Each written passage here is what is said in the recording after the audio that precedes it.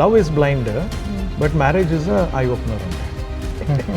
ನೀವು ನಾನು ಹೆಂಗಿದ್ದೀನೋ ಅದಕ್ಕೆ ನೀನು ಬದಲಾದರೆ ನೀನು ಕರೆಕ್ಟು ಅಂತ ಹೇಳಿ ಆ ಒಂದು ಒಪ್ಪಂದನ ಮಾಡ್ಕೊಳ್ಳುವಂತಹ ಒಂದು ಏನು ಗಂಡ ಹೆಂಡತಿಯರು ಕೂಡ ಇದ್ದಾರೆ. ದೇವರು ಪುರುಷನನ್ನ ದಾಂಪತ್ಯ ಜೀವಿತದಲ್ಲಿ ಒಬ್ಬ ನಾಯಕನನ್ನಾಗಿ ಇಟ್ಟಿದ್ದಾನೆ. ಹೌದು, ಅವನು ಯಜಮಾನ. ಅದಕ್ಕೆ ಕಮ್ಯುನಿಕೇಷನ್ ವರ್ಸಸ್ ಸೈಲೆನ್ಸ್ ಯಾವ ರೀತಿಯಲ್ಲಿ ಇದು ವರ್ಕ್ ಆಗುತ್ತೆ ದಾಂಪತ್ಯ ಜೀವಿತದಲ್ಲಿ?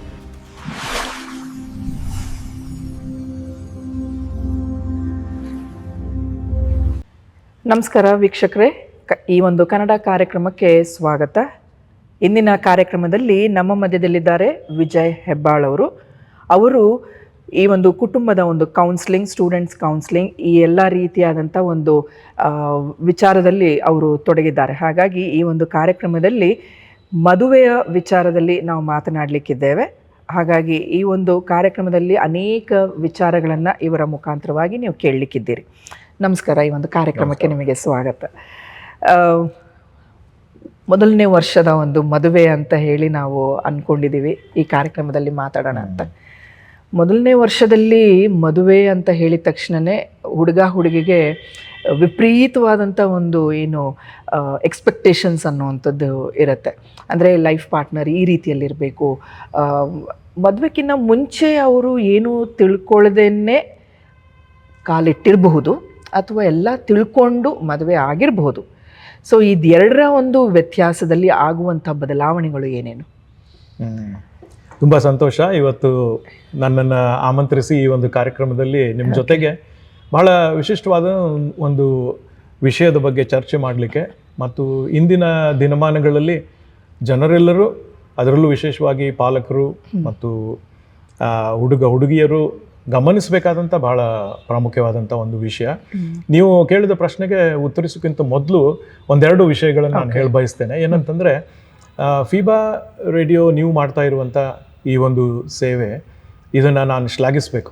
ಯಾಕೆ ಅಂತಂದರೆ, ನಾನು ಯೋಚನೆ ಮಾಡ್ತಾ ಇದ್ದೆ, ಇಂಥ ಕಾರ್ಯಕ್ರಮಕ್ಕೆ ನನ್ನನ್ನು ಆಮಂತ್ರಿಸಿದ್ದಾರೆ, ಇದಕ್ಕಾಗಿ ನಾನು ಸಿದ್ಧನಾಗಬೇಕು ಅಂಥೇಳಿ ಯೋಚನೆ ಮಾಡ್ತಾ ಇರುವಾಗ ನನಗೆ ಎರಡು ಥರದ ಯೋಚನೆಗಳು ಬರ್ತಾ ಇದೆ. ಏನಂತಂದ್ರೆ, ಒಂದು ಕಡೆಗೆ ತುಂಬ ಸಂತೋಷ ಆಗ್ತಾ ಇದೆ, ಯಾಕಂದರೆ ಮದುವೆ ವಿಷಯದಲ್ಲಿ, ದಾಂಪತ್ಯ ಜೀವಿತದ ವಿಷಯದಲ್ಲಿ ದೇವರು ಏನೇನು ನೇಮಿಸಿದ್ದಾನೆ ಅದನ್ನು ಬೋಧಿಸ್ಲಿಕ್ಕೆ ಇನ್ನೊಂದು ಅವಕಾಶ ಸಿಗ್ತಾ ಇದೆ ಅಲ್ಲಪ್ಪ ಅನ್ನೋ ಸಂತೋಷ ಒಂದು ಕಡೆ. ಇನ್ನೊಂದು ಕಡೆಗೆ ಅತೀವವಾದಂಥ ಒಂದು ವೇದನೆ, ಒಂದು ದುಃಖ ಕೂಡ. ಯಾಕೆ ಅಂತಂದರೆ, ಮುರಿದು ಹೋದಂಥ ಕುಟುಂಬಗಳು ಎಷ್ಟೋ ಇವೆ. ಖಂಡಿತ. ಅದು ನಿಲ್ತಾ ಇಲ್ಲ. ಹೌದು, ದಿನದಿಂದ ದಿನಕ್ಕೆ ಜಾಸ್ತಿ, ವರ್ಷದಿಂದ ವರ್ಷಕ್ಕೆ ಅಲ್ಲ, ದಿನದಿಂದ ದಿನಕ್ಕೆ ಇದು ಹೆಚ್ಚಾಗ್ತಾ ಇದೆ.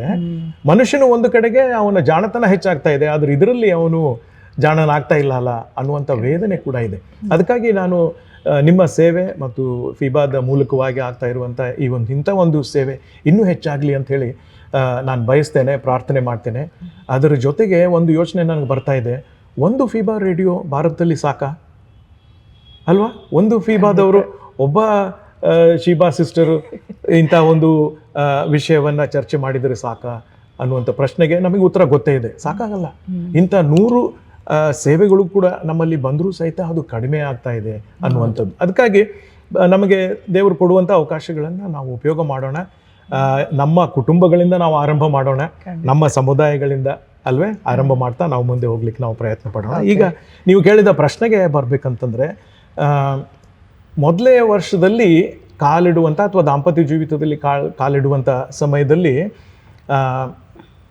ಹುಡುಗ ಮತ್ತು ಹುಡುಗಿಯರಿಗೆ ಮದುವೆ ವಿಷಯದಲ್ಲಿ, ದಾಂಪತ್ಯ ಜೀವಿತದ ವಿಷಯದಲ್ಲಿ ಒಂದು ಪರಿಪೂರ್ಣವಾದಂಥ ಒಂದು ತಿಳುವಳಿಕೆ ಇರಬೇಕಾದದ್ದು ಬಹಳ ಪ್ರಾಮುಖ್ಯ. ಹೌದು ಅಲ್ವೇ? ಯಾವುದೇ ಕೆಲಸಕ್ಕೆ ನಾವು ಕೈ ಹಾಕಬೇಕಾದ್ರೆ ಅದ್ರ ವಿಷಯದಲ್ಲಿ ಸರಿಯಾದ ತಿಳುವಳಿಕೆ ಇಲ್ಲದೆ ನಾವು ಮಾಡಿಬಿಟ್ರೆ ಅನಾಹುತಗಳಾಗೋದು, ಟ್ರಾಜಿಡೀಸ್ ಆಗೋದು ಅದು ಸುಲಭ. ಇದೇ ಕಾರಣಕ್ಕಾಗಿ ಏನಾಗ್ತಾ ಇದೆ, ಇವತ್ತು ಅನೇಕ ಮನೆಗಳು ಸಂತೋಷವಾಗಿಲ್ಲ, ದಾಂಪತ್ಯ ಜೀವಿತಗಳು ಮುರಿದು ಹೋಗ್ತಾ ಇವೆ, ಕಲಹಗಳು ಬರ್ತಾ ಇವೆ, ನಮಗೆ ಕೌನ್ಸಿಲಿಂಗ್ ಕೇಸಸ್ಸು ದಿನದಿಂದ ದಿನಕ್ಕೆ ಹೆಚ್ಚಾಗ್ತಾ ಇದೆ. ಸೊ ಎಲ್ಲಿಗೆ ಹೋಗ್ಬೇಕು ನಾವು? ಅವರು ದಾಂಪತ್ಯ ಜೀವಿತದಲ್ಲಿ ಕಾಲಿಡೋದಕ್ಕಿಂತ ಮುಂಚೆನೆ ಅವರ ಕಣ್ಣುಗಳನ್ನು ನಾವು ತೆರೆಯಬೇಕು.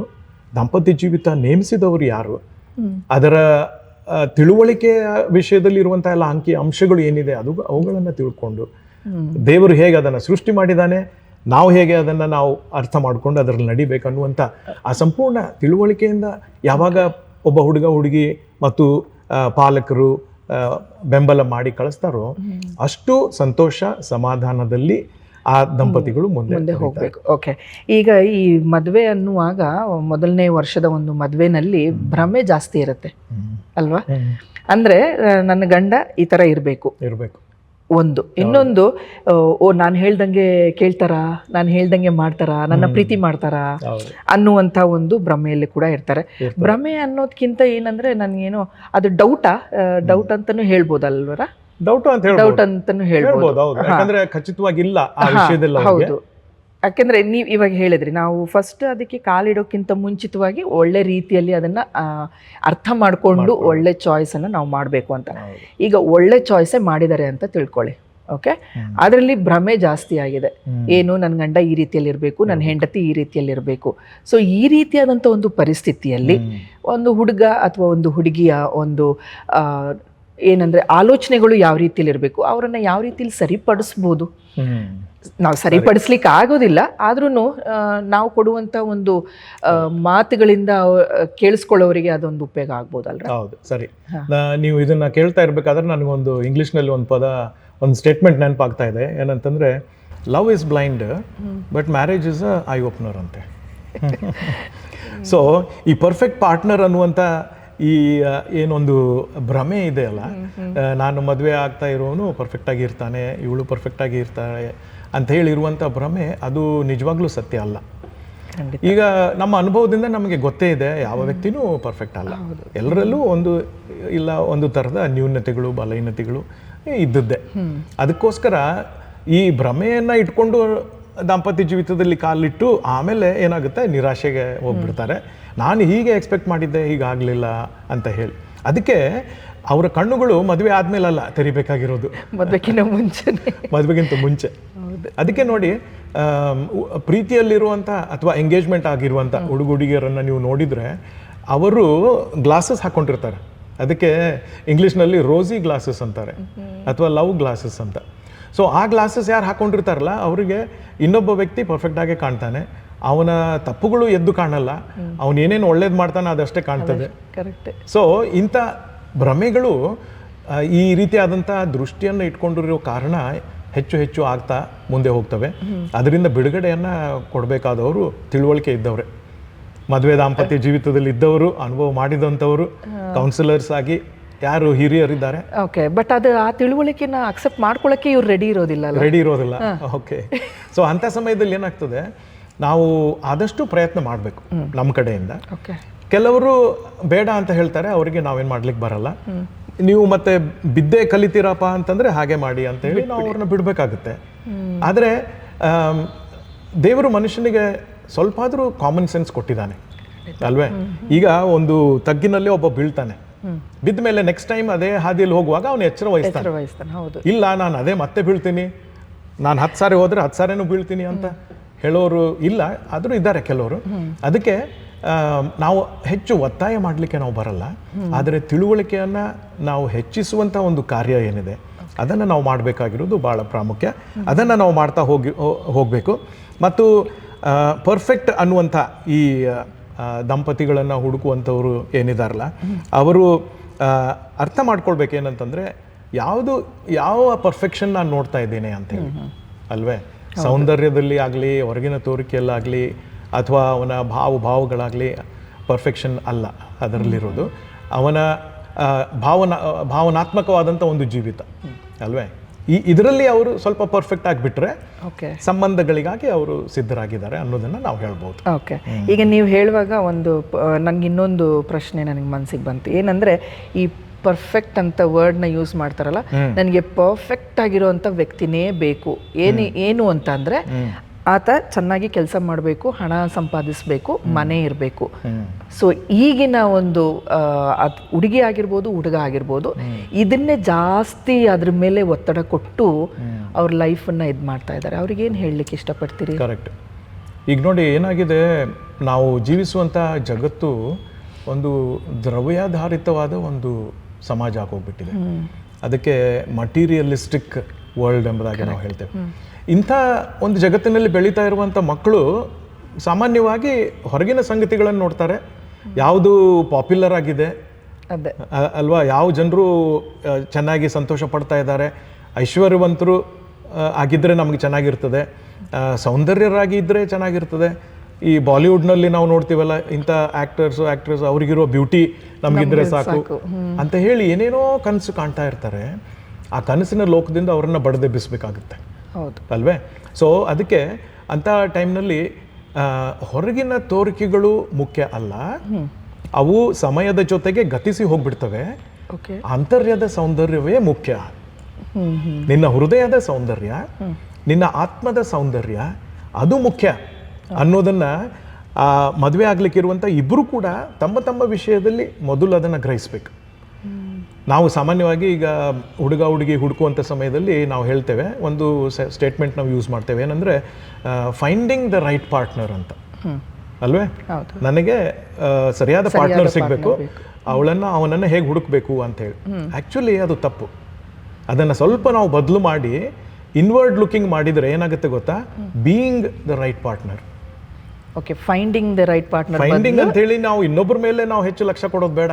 Okay, being the right partner. ನೀನು ಸರಿಯಾದ ಪಾರ್ಟ್ನರ್ ಆಗಿದೆಯೋ ಅನ್ನೋ ಪ್ರಶ್ನೆ ನಾವು ಕೇಳುವಾಗ, ಓಕೆ, ಒಂದ್ ವೇಳೆ ಸೌಂದರ್ಯ ಇರ್ಲಿಕ್ಕಿಲ್ಲ ನನಗೆ, so does that mean I am not the right partner? ನನ್ನನ್ನು ಯಾರೂ ಮದುವೆ ಆಗಲ್ಲ, ನಾನು ಹೀಗೆ ಇರಬೇಕು ಅಂತೇನು ಅಲ್ಲ. ನಿನ್ನ ಹೃದಯದ ಸೌಂದರ್ಯ ಹೇಗಿದೆ ಅದು ಮುಖ್ಯ. ನಿನಗೆ ಬಣ್ಣ ರೂಪ ಇರ್ಲಿಕ್ಕಿಲ್ಲ, ಆದರೆ ನಿನ್ನ ಹೃದಯದ ಸೌಂದರ್ಯ ಹೇಗಿದೆ ಅದನ್ನ ಬೆಳೆಸ್ಕೊಳ್ಳಿಕ್ಕೆ ಎಷ್ಟು ಪ್ರಯತ್ನ ನೀನು ಮಾಡ್ತಾ ಇದೀಯಾ, ಇಲ್ಲ ಅಂತಂದ್ರೆ ಅದನ್ನು ಮಾಡು ಅನ್ನುವಂಥ ಆ ಪ್ರಜ್ಞೆಯನ್ನ ಜನರಿಗೆ ನಾವು. ಓಕೆ, ಸೊ ಪರ್ಫೆಕ್ಟ್ ಪಾರ್ಟ್ನರ್ ಅಂತಂದ್ರೆ ಹೃದಯದಲ್ಲಿ ನಾವು ಒಂದು ಒಳ್ಳೆಯ ರೀತಿಯಾದಂಥ ಒಂದು ಸ್ವಭಾವವನ್ನು ಹೊಂದಿಕೊಂಡಿರುವಂಥ ವ್ಯಕ್ತಿ. ಈಗ ಸ್ಯಾಕ್ರಿಫೈಸ್, ಶೇರಿಂಗ್, ಅದ್ರ ಬಗ್ಗೆ ಏನು ಹೇಳ್ತೀರಿ? ಈಗ ಮೊದಲನೇ ವರ್ಷದ ಒಂದು ದಾಂಪತ್ಯ ಜೀವನದಕ್ಕಿಂತ ದಾಂಪತ್ಯ ಜೀವನ ಅಂತಾನೆ ಹೇಳ್ಬೋದು. ಮೊದಲಿಂದ ಈಗಿನವರೆಗೂ ಯಾರ್ಯಾರು ಎಷ್ಟು ವರ್ಷ ಮದುವೆ ಆಗಿದ್ದಾರೆ, ಸೊ ಅವರ ಮಧ್ಯದಲ್ಲಿರುವಂಥ ಈಗ ಒಬ್ರನ್ನೊಬ್ರು ಬದಲಾಗಬೇಕು ಅಂತ ಹೇಳಿ ಒಂದು ಸ್ಯಾಕ್ರಿಫೈಸ್ ಮಾಡ್ಕೊತಾರೆ. ನೀನು ನಾನು ಹೆಂಗಿದ್ದೀನೋ ಅದಕ್ಕೆ ನೀನು ಬದಲಾದರೆ ನೀನು ಕರೆಕ್ಟು ಅಂತ ಹೇಳಿ ಆ ಒಂದು ಒಪ್ಪಂದನ ಮಾಡ್ಕೊಳ್ಳುವಂತಹ ಒಂದು ಏನು ಗಂಡ ಹೆಂಡತಿಯರು ಕೂಡ ಇದ್ದಾರೆ ಈ ಮದುವೆ ವಿಚಾರದಲ್ಲಿ. ಇದ್ರ ಬಗ್ಗೆ ಏನು ಹೇಳ್ತೀರಿ? ಕರೆಕ್ಟ್. ನೀವು ತ್ಯಾಗ ಅಂಥೇಳಿ ಆ ಪದ ಉಪಯೋಗ ಮಾಡಬೇಕಾದ್ರೆ, ದಾಂಪತ್ಯ ಜೀವಿತ ಅಂದರೆ ಏನು ಅಂಥೇಳಿ ಒಬ್ಬ ದೇವ್ರ ಸೇವಕರು ಈ ರೀತಿಯಲ್ಲಿ ಅವ್ರು ಹೇಳ್ತಾ ಇದ್ರು. ಏನಂತಂದರೆ, ನೀವು ನಿಮ್ಮ ದಾಂಪತ್ಯ ಜೀವಿತದ ಕಡೆಗೆ ನೀವು ಹೋಗ್ತಾ ಇರುವಾಗ you are going towards your death ಅಂತ ಹೇಳಿದ್ರು ಅವರು. ಅದು ಕೇಳುವಾಗ ನಮಗೆ ಗಾಬರಿ ಆಗ್ತದೆ, ಇದು ತಪ್ಪು, ಇದು ಹೇಳ್ಬಾರ್ದು ಅಂತ ಹೇಳಿ ಅನಿಸುತ್ತೆ ಅಲ್ವೇ? ಆದರೆ ನಿಜವಾಗ್ಲೂ ಅದನ್ನು ನೀವು ಯೋಚನೆ ಮಾಡಿ ನೋಡುವಾಗ, ಇಬ್ಬರು ವ್ಯಕ್ತಿಗಳು ಒಂದೇ ಮನೆಯಲ್ಲಿ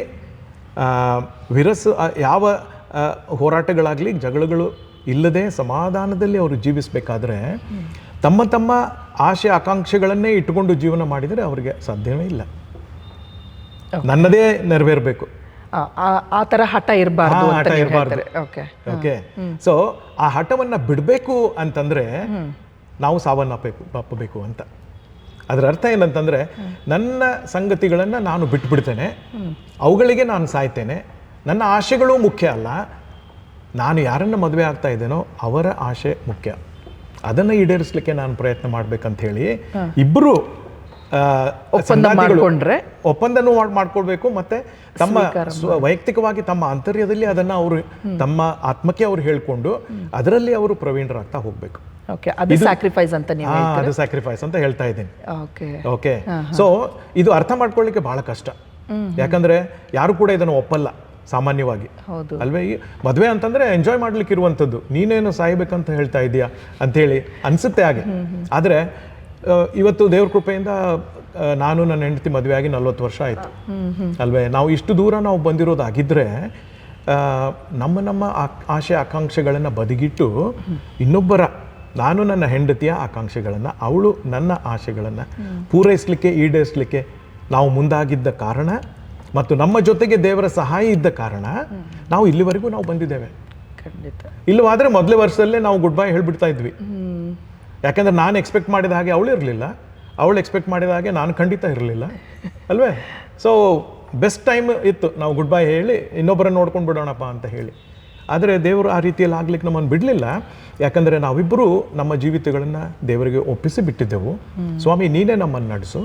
ದಾಂಪತ್ಯ ಜೀವಿತ ಅಂದರೆ ಏನು ನಮಗೆ ಗೊತ್ತಿಲ್ಲ, ನೀನೇ ಕೈ ಹಿಡಿದು ನಮ್ಮನ್ನು ನಡೆಸಿದರೆ ನಾವು ಮುಂದೆ ಹೋಗ್ತೇವೆ ಅಂತ ಹೇಳಿದ್ದನ್ನು ದೇವರು ನೆರವೇರಿಸಿ ಇಲ್ಲಿವರೆಗೂ ನಮ್ಮನ್ನು ಕರ್ಕೊಂಡು ಬಂದಿದ್ದಾನೆ.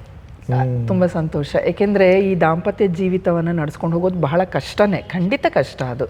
ಏಕೆಂದರೆ ಎರಡು ಕುಟುಂಬಗಳು ಬೇರೆ ಬೇರೆ ರೀತಿಯಾದಂಥ ಆಲೋಚನೆಗಳನ್ನ ಇಟ್ಕೊಂಡು ಎರಡು ಹೃದಯ ಅದು ಒಂದಾಗುವಾಗ, ಮನಸ್ಸು ಒಂದಾಗುವಾಗ ಅದನ್ನ ಏನಂದ್ರೆ ಎಕ್ಸ್ಪೆಕ್ಟ್ ಮಾಡ್ಕೊಳ್ಳೋದು ಕಷ್ಟ, ಅಕ್ಸೆಪ್ಟ್ ಮಾಡ್ಕೊಳ್ಳೋದು ಒಂದು ಕಷ್ಟನೇ.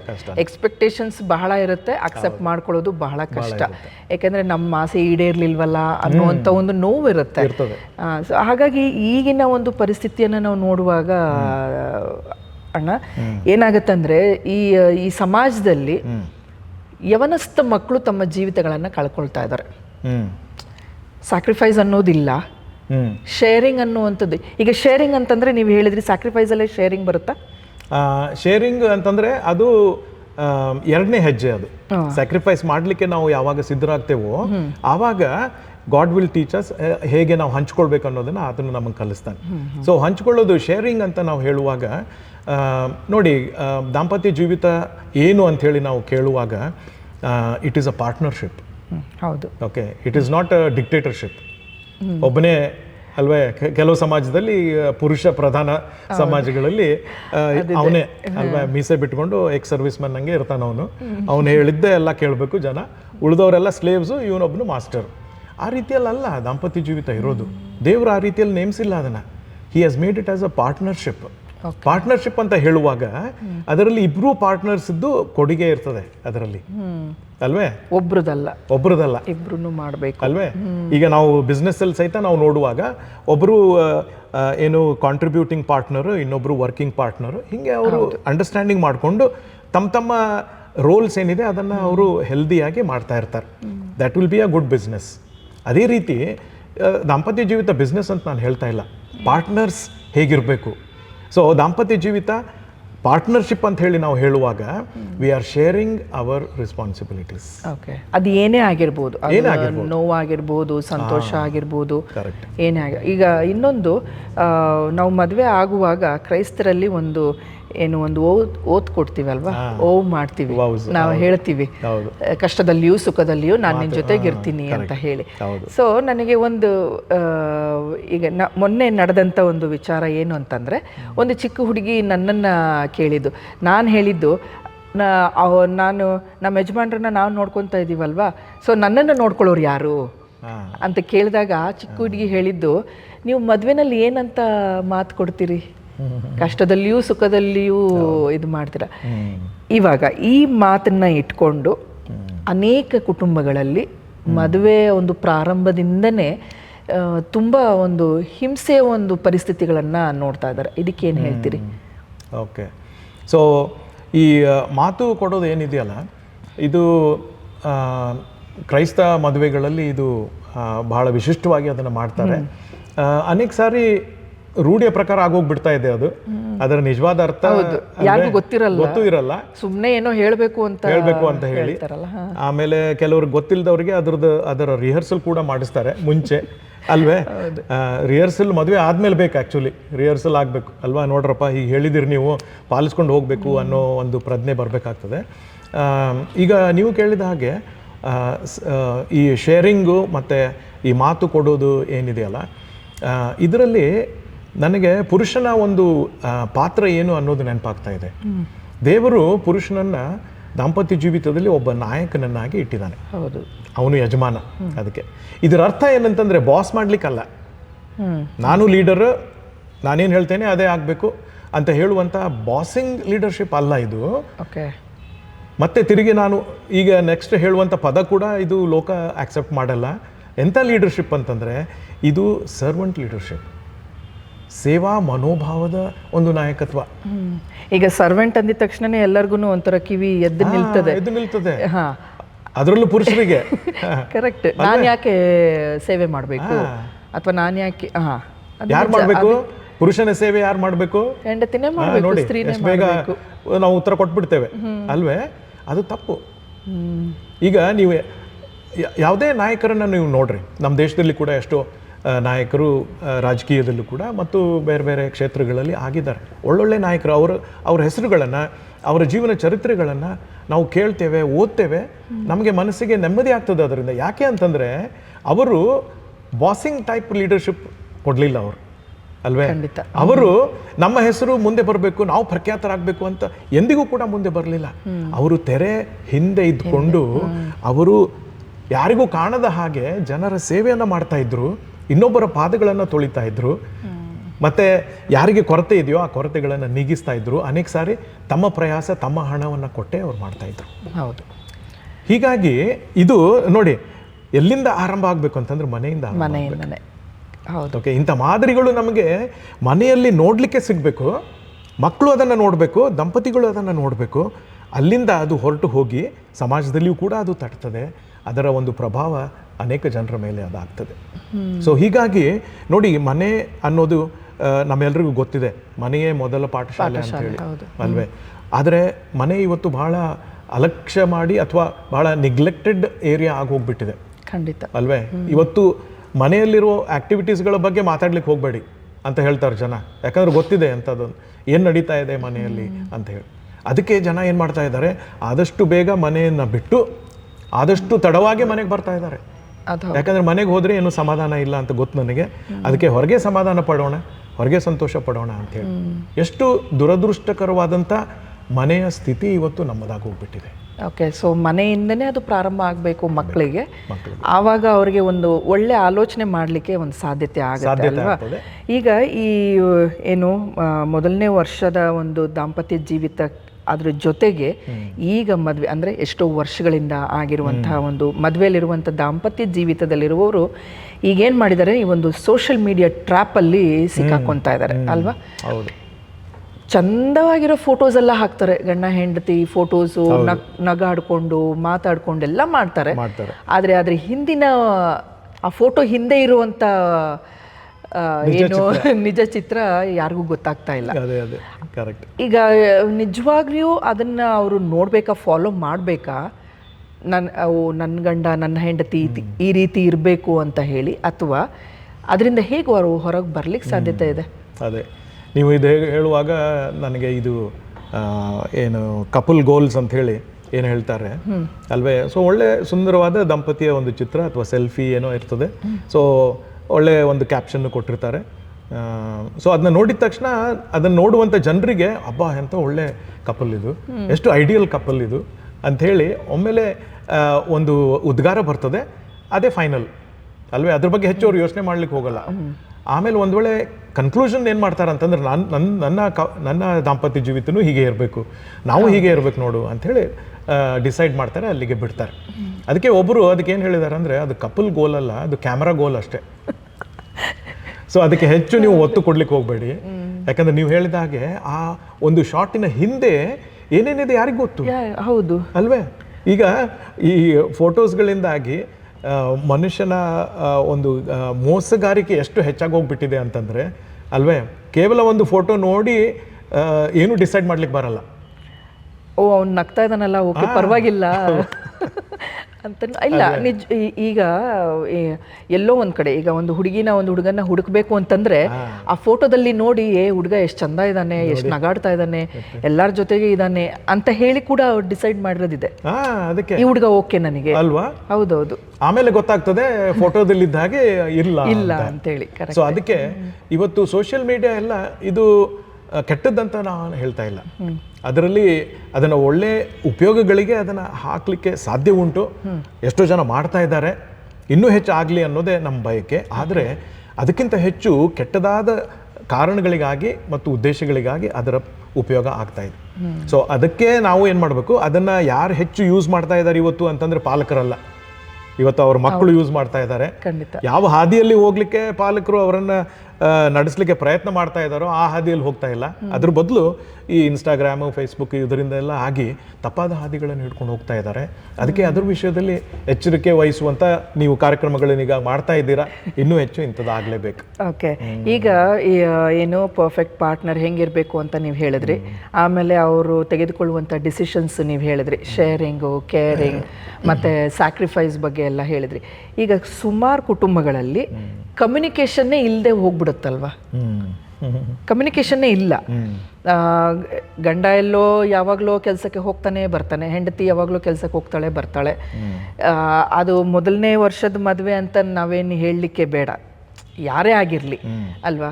ಸೊ ಇವಾಗ ಈ ಕಮ್ಯುನಿಕೇಷನ್ ವರ್ಸಸ್ ಸೈಲೆನ್ಸ್ ಯಾವ ರೀತಿಯಲ್ಲಿ ಇದು ವರ್ಕ್ ಆಗುತ್ತೆ ದಾಂಪತ್ಯ ಜೀವಿತದಲ್ಲಿ?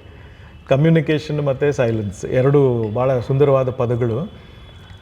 ಇವುಗಳಿಗೆ ದಾಂಪತ್ಯ ಜೀವಿತದಲ್ಲಿ ಮತ್ತು ಕುಟುಂಬ ಜೀವಿತದಲ್ಲಿ ಒಂದೊಂದು ಸ್ಥಾನ ಇದೆ. ಮೌನ ಇರಲೇಬಾರ್ದು ಅಂತ ಅಲ್ಲ, ಕಮ್ಯುನಿಕೇಷನ್ ಇರಲೇಬಾರ್ದು ಅಂತ ಅಲ್ಲ, ಎರಡೂ ಬ್ಯಾಲೆನ್ಸ್ಡ್ ಆಗಿ ಇರ್ತಕ್ಕದ್ದು. ಓಕೆ. ಮದುವೆಯ ಆರಂಭದ ವರ್ಷಗಳಲ್ಲಿ ಆದಷ್ಟು ಕಮ್ಯುನಿಕೇಷನ್ ಇರಬೇಕು. ಯಾಕಂದರೆ ಎರಡು ವ್ಯಕ್ತಿಗಳು ಹತ್ತಿರ ಬರಲಿಕ್ಕೆ ದೇವರು ನಮಗೆ ಮನುಷ್ಯರಿಗೆ ಕೊಟ್ಟಿರುವಂಥ ಭಾಳ ಉತ್ತಮವಾದಂಥ ಒಂದು ಸಾಧನ ಅಂದರೆ ಮಾತನಾಡುವಂಥದ್ದು. ಪ್ರಾಣಿಗಳು ಮಾತಾಡ್ತವೆ ತಮ್ಮ ತಮ್ಮ ಭಾಷೆಗಳಲ್ಲಿ, ಆದರೆ ನಮ್ಮ ಲೆವೆಲ್ ಆಫ್ ಕಮ್ಯುನಿಕೇಷನ್ ಏನಿದೆಯಲ್ಲ, ಆ ಸಂಭಾಷಣೆ ಒಂದು ಮಟ್ಟ ಅದರಷ್ಟು ಯಾರು ಕೂಡ ಇಂಪ್ರೂವ್ ಆಗಿಲ್ಲ. ಅಷ್ಟು ನಾವು ಅದರಲ್ಲಿ ಮುಂದೆ ಬಂದುಬಿಟ್ಟಿದ್ದೇವೆ ಹೇಗೆ ಕಮ್ಯುನಿಕೇಟ್ ಮಾಡಬೇಕು ಅನ್ನೋ ವಿಷಯದಲ್ಲಿ. ಸೊ ದೇವರು ನಮಗೆ ಅದನ್ನು ಒಂದು ಆಶೀರ್ವಾದವಾಗಿ ಕೊಟ್ಟಿದ್ದಾನೆ, ಅದನ್ನು ಸರಿಯಾಗಿ ನಾವು ಉಪಯೋಗ ಮಾಡಬೇಕು. ಸೊ ಸಂಬಂಧಗಳು ಬೆಳೀತಾ ಹೋಗೋದು ಯಾವಾಗ ಅಂತಂದರೆ, ಎಷ್ಟು ಹೆಚ್ಚು ದಂಪತಿಗಳು ಪರಸ್ಪರ ಮಾತನಾಡ್ತಾರೋ ಅಷ್ಟು ಹೆಚ್ಚು ಅವರ ಒಂದು ಸಂಬಂಧ ಗಾಢವಾಗಿ ಗಟ್ಟಿ ಆಗುತ್ತೆ, ಬೆಳೀತಾ ಹೋಗ್ತದೆ. ಓಕೆ. ಸೊ ಈ ಕೆಲವು ವರ್ಷಗಳಾದಮೇಲೆ ಅವರು ಸ್ಟೇಬಲ್ ಆಗಿದ್ದಾರೆ, ಸ್ಟ್ರಾಂಗ್ ಆಗಿದ್ದಾರೆ, ತಮ್ಮ ದಾಂಪತ್ಯ ಜೀವಿತಕ್ಕೆ ಒಳ್ಳೆ ಫೌಂಡೇಶನ್ ಹಾಕಿದ್ದಾರೆ. ಸೊ ಈಗ ಹೆಚ್ಚು ಮಾತಾಡ್ಬೇಕಂತಿಲ್ಲ, ಅಂದ್ರೆ ಮಾತಾಡಬಾರ್ದು ಅಂತ ನಾನು ಹೇಳ್ತಾ ಇಲ್ಲ, ಮಾತಾಡೋದು ಕಂಟಿನ್ಯೂ ಆಗಲಿ ಅಲ್ವೇ. ಕೆಲವು ಸಾರಿ ಏನಾಗುತ್ತೆ, ಎಲ್ಲಿ ಸೈಲೆನ್ಸ್ ಆಗಿರಬೇಕು ಅಲ್ಲಿ, ಎಲ್ಲಿ ಸೈಲೆನ್ಸ್ ನಾವು ಮೇಂಟೈನ್ ಮಾಡಬೇಕು ಅಲ್ಲಿ ಸೈಲೆಂಟ್ ಆಗಿ ಇರಬೇಕು. ಈಗ ಒಂದು ಉದಾಹರಣೆ ಕೊಡ್ತೇನೆ. ಮದುವೆ ಆಗಿ 20 ವರ್ಷ ಆಗಿದೆ, ಗಂಡ ಹೆಂಡತಿ ಅದೇ ರೂಮ್ನಲ್ಲಿದ್ದಾರೆ, 1 ಗಂಟೆ ಆಯಿತು ಅದೇ ರೂಮ್ನಲ್ಲಿದ್ದಾರೆ, ಒಂದು ಮಾತು ಮಾತಾಡಿಲ್ಲ. ಇದರ ಅರ್ಥ ಏನೋ ಪ್ರಾಬ್ಲಮ್ ಇದೆ ಅಂತ ಹೇಳ್ಬೋದಾ ನಾವು? ಇಲ್ಲ, ಮಾತಾಡ್ತಾ ಇಲ್ಲ ಅವರು, ಏನೋ ಪ್ರಾಬ್ಲಮ್ ಇದೆ ಅಂತ ಹೇಳಿಕ್ ಬರಲ್ಲ. ಕರೆಕ್ಟ್ ಅಲ್ವಾ? ಯಾಕೆ ಅಂತಂದ್ರೆ 20 ವರ್ಷದಿಂದ ಅವ್ರು ಏನ್ ಮಾಡ್ತಾ ಬಂದಿದ್ದಾರೆ, ಎಲ್ಲ ಮಾತಾಡ್ಕೊಂಡೇ ಬಂದಿದ್ದಾರೆ. ಏನು ಮಾತಾಡ್ಕೊಂಡಿದ್ದಾರೆ ಅಂತಂದ್ರೆ ಇದು ಮಾತಾಡ್ಕೊಂಡಿದ್ದಾರೆ ಏನಂದ್ರೆ, we need our personal time also. ನಮಗೆ ನಮ್ಮ ವೈಯಕ್ತಿಕವಾದಂಥ ಒಂದು ಮೌನದ ಸಮಯ, ಮೌನವಾಗಿರುವಂಥ ಸಮಯ, ಇಂಟ್ರಾಸ್ಪೆಕ್ಟ್ ಮಾಡಲಿಕ್ಕಾಗಲಿ, ಯೋಚನೆ ಮಾಡಲಿಕ್ಕಾಗಲಿ, ನನ್ನ ಕೆಲಸ ಮಾಡಲಿಕ್ಕಾಗಲಿ ನನಗೆ ವೈಯಕ್ತಿಕ ಸಮಯ ಬೇಕು ಅನ್ನೋದನ್ನು ಕೂಡ ಅವ್ರು ಮಾತಾಡಿದ್ದಾರೆ. ಅದಕ್ಕೆ ಅವ್ರೇನಾಗಿದ್ದಾರೆ, ಈಗ ಒಂದೇ ರೂಮ್ನಲ್ಲಿ ಕೂತಿದ್ದಾರೆ ಅಲ್ವೇ, ಮುಖಾಮುಖಿಯಾಗೂ ಕೂತಿರ್ಬೋದು ಅಲ್ವೇ, ಆದರೆ ಮಾತುಕತೆ ಇಲ್ಲ.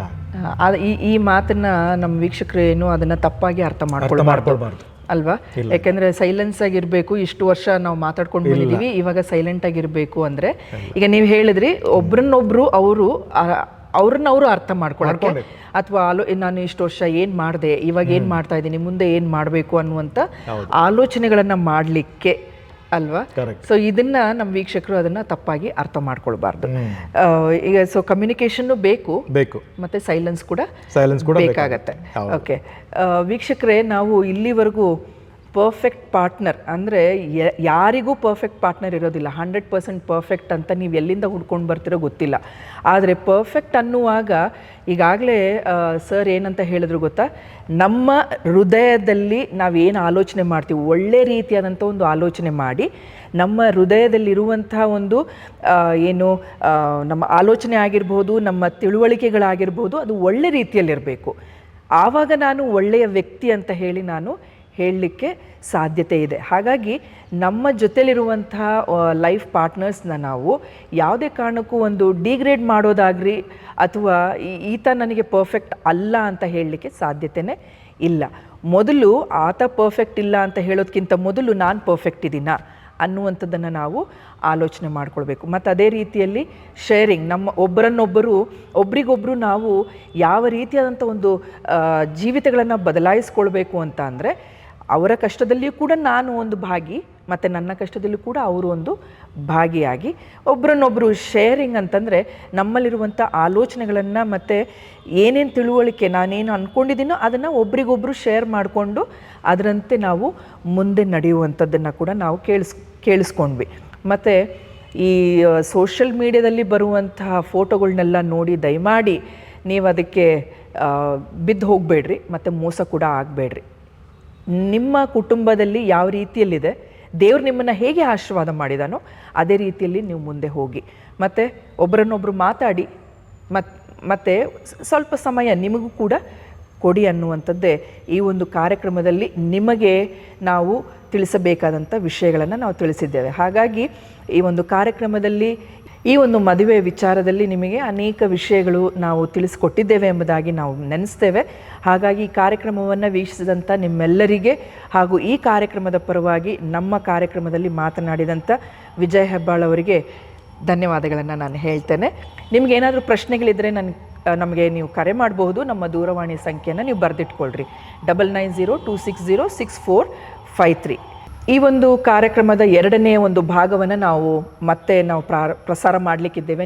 ಈ ಕಾರ್ಯಕ್ರಮವನ್ನು ನೀವು ಕೇಳಿಸ್ಕೊಳ್ಬೇಕು ಮತ್ತು ನಿಮ್ಮ ಜೀವಿತದಲ್ಲಿ ಕೂಡ ಬದಲಾವಣೆಗಳನ್ನು ನೀವು ಹೊಂದಿಕೊಳ್ಳಬೇಕು. ಈ ಕಾರ್ಯಕ್ರಮವನ್ನು ವೀಕ್ಷಿಸಿದ್ದಕ್ಕಾಗಿ ನಮಸ್ಕಾರ.